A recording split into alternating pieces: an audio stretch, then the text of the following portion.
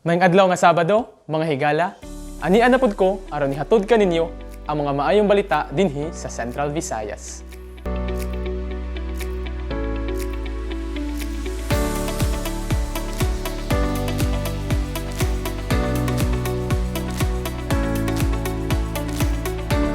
Ania ang maayong balita sa Cebu. Ang Bureau of Fisheries and Aquatic Resources 7 mipahigayon sa seafood segment sa Department of Agriculture Kadiwa ng Pangulo Program ang Seafood Kadiwa ng Pangulo sa BIFAR Regional Office 7 sa Cebu City niadtong Marso 18.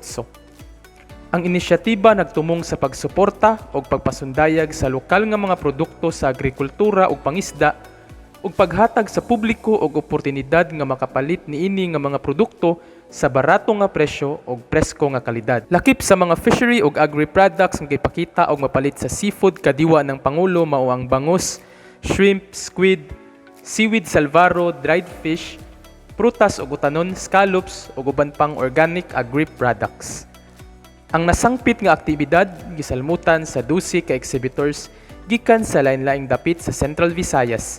Kinsa mipakita sa ilang tagsa nga mga produkto sa agrikultura ug pangisda. Ang mga partisipante naglakip sa mga fisherfolk associations ug cooperatives nga naka-avail sa mga training ug seminar ug nakapahimo sa programa nga gitanyag sa BIFAR 7. Ang opening ug ribbon cutting ceremony alang sa seafood kadiwa ng Pangulo gipanguluhan ni BIFAR OIC Regional Director Mario Roynata o gitambungan sa mga empleyado sa BIFAR 7. Ang ahensya miingon nga ang sunod nga seafood ng kadiwa ng Pangulo ipahigayon sa buwan sa Mayo subay sa pag-obserbar sa Farmers and Fisherfolks Month. Ug mauusab kini ang maayong balita sa Bohol. Niining panahon nga ang nagkatag-as na ang mga buildings, natural na lamang nga level up pa ang kapasidad sa atong mga firefighting teams. Gipaningkamutan sa atong kagamhanan nga ang tanan nga pwede nga himuon kung pag-rescue ang hisgutan sa pagtubag ila ng mahatagan. Alang sa Fire Prevention Month, aduna na sila fire drills nga gipasiugdahan ug mga bansay aron ang mga komunidad magamhan sa unsay angayan nga buhaton kung sila masunugan. Dili pa man kompleto, dinhi sa Bohol hinay-hinay na nga gihimo sa mga kaigsuonan nga bombero ang pagpahigayon sa high angle rescue.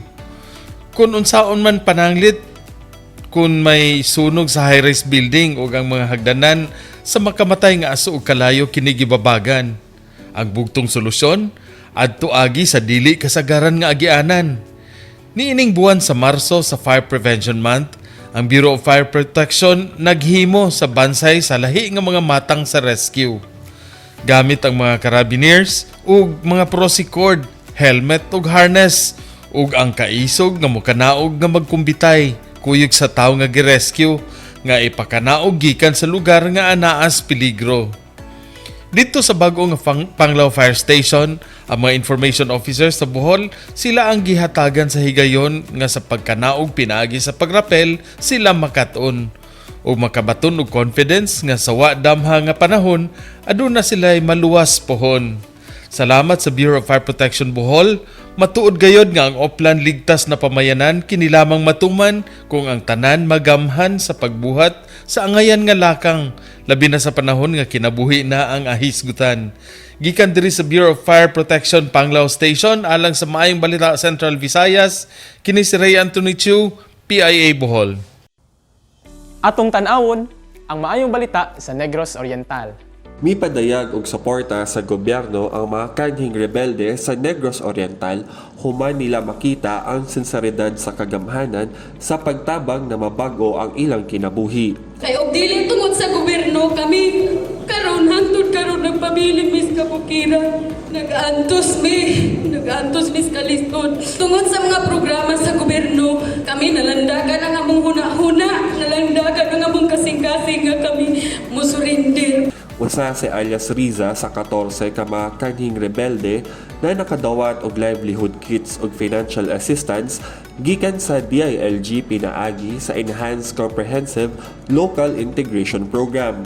Gawas ni ini ng hatag sab og mga seedling, native chicken, bugas ug relief goods ang kagamhanan sa probinsya nga dugang ayuda alang kanila. Matod pa ni alias Riza, dili na siya magpailad sa mga propaganda sa rebelding grupo. Diri sa pagsurindir namo, diri namo makita nga ang tanan nga mga benepisyo, tanan nga mga programa, ang tanan nga mga gipropaganda sa gobyerno, tanan among nadawat. Apil sab na nakadawat sa ayuda si alias ka Joel na nipahayag sab sa kaayuhan sa gobyerno. Maayo ang tabang sa gobyerno, ilabi na sa mga nga sitwasyon ng mga FR, wala gid sila magpabaya sa mua. Naningkamot sila nga paano kami matabangan. Matod sa DILG, magpadayon pa ang gobyerno sa paghatag nila og ayuda hangtod na mulambo ang ilang kinabuhi. Gikan sa Negros Oriental, kini si Roy Lamotan sa PIA alang sa MBCV. Og di usab magpauhi ang Sikihor alang sa ilang maayong balita. Aktibong nagakatipok ang mga katawhan sa Sikihor, labi na ang mga delegado gikan sa unom ka mga lungsod nga gilangkuban sa mga magtutudlo, local government unit officials, atleta, coaches ug bisita aron sa pagselebrar ug pagsaksi sa labing una nga ingranding selebrasyon sa 2024 Sikihor Provincial Athletic Meet sa temang Highlighting Endurance, Building Opportunities, and Embracing Challenges Through Partnerships. Ang maong opening adunay 8 ka delegasyon nga gilangkuban sa 126 ka partisipante gikan sa Sikihor State College, 185 gikan sa Sikihor Association of Catholic Schools, 257 gikan sa Enrique Villanueva, 329 gikan sa Maria, 343 gikan sa Larena, 368 gikan sa Lazi, ug 255 gikan sa Sikihor. Ang maong okasyon gipanguluhan ni Dr. Rosalie M. Pasaol, Schools Division Superintendent sa Department of Education Sikihor, inubanan sa presensya ni Provincial Governor Jake Vincent Asvilla, kinsa mipadayag sa iyang kusganang suporta sa mga kalihukan sa DepEd. Kini atong gigahin na budget, gigahin na to almost 7 million pesos for the preparation for Sebaraa.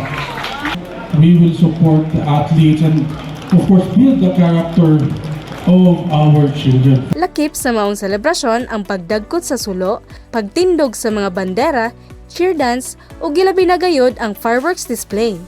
Godspeed atletang Sikihudnon. Alang sa maayong balita sa Sikihor, ako si Marfel Faith Hammond. Ug mao kato ang mga maayong balita dinhi sa Central Visayas. Alang sa dugang detalye, bisitaha ang mosunod.